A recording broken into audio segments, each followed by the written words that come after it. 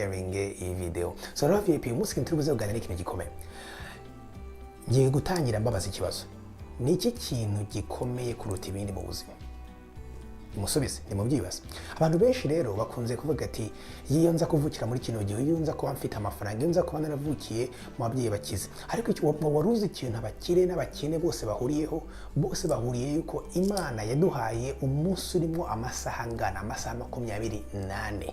So ikintu gitandukanye abantu ni ukuntu bakoresha ya masaha 28 baba bafite, kuko twese turayahusha. Umugabo w'umuhanga bwe yaravuze ngo umwanya nicyo kintu cya mbere gikomeye kiri precious, kubera yuko iyo kigiye ntikigaruka.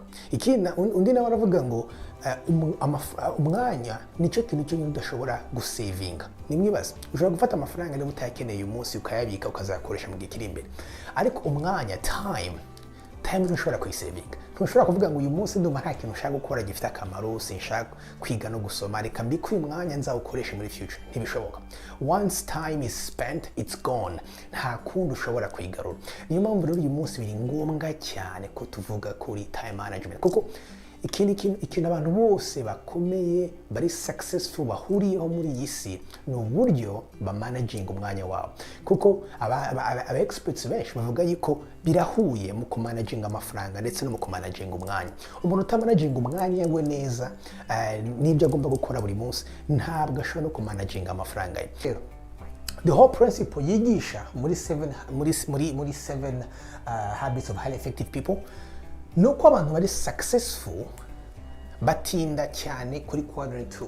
Ni ukuvuga ngo bamara umwanya wabo munini ku bintu bitihutirwa ariko bifite akamaro, nko gupanga future, gusoma kugira ngo biteze imbere, kugira ngo bapange barebe ibintu byose. Kuko iyo umaze umwanya munini upanga, wiga, ureba future, planning for the future, uri taking care y'umubiri wawe, taking care relationships zawe, umugore, abana n'iki, icyo gihe uzasanga uririnda iki ama crisis.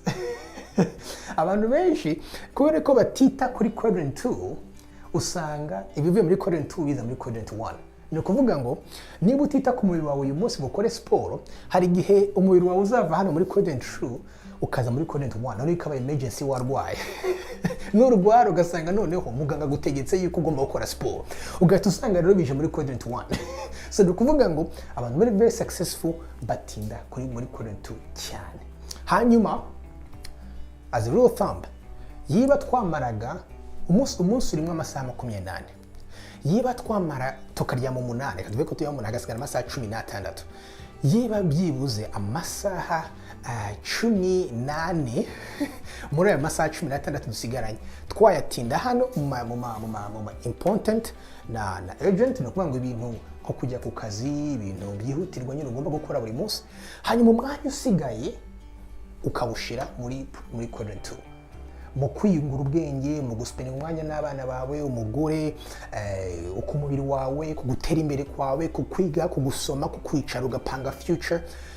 Umwanya ukobeka ukirinda cyane guta umwanya hehe muri quadrant 3 mu bibazo by'abandi bantu, no muri quadrant 4 mu bintu bidafite akamaro nka TV, social media n'ibiki. Ngo abantu bateye imbere cyane batinda hano bakirinda hano. VP rero iyo bamaze kumetriza iyi matrix ukuntu ikora n'izikoretse ukuntu zikora, umaze kurangiza step 1 ya time management, gusigara upanga umwanya wako wakugendera biroroha buri munsi, kuko ugenda umenya iki kintu gishize muri quadrant 1 cyangwa gishize muri 2 cyangwa gishize muri 3. Ni ukuvuga ngo rero aba VP rero ndabaga homework, ni mugende mwicare murebe ahantu mutinda. Ese utinda muri 1, uhora muri crisis, uhorera gusira mu kazi ugataha ukaryama, cyangwa se uva mu kazi ukajya no muri quadrant 4 ahantu nyine uspending umwanya mu bintu bidafite akamaro kandi bitihutirwa, cyangwa se umara umwanya muri Q2, cyangwa se umara umwanya gendera ahantu umara umwanya, hanyuma urebe niba umara umwanya hano hasi ushira umwanya hano hejuru, ahantu ha long term goals, ahantu ushobora gutera imbere.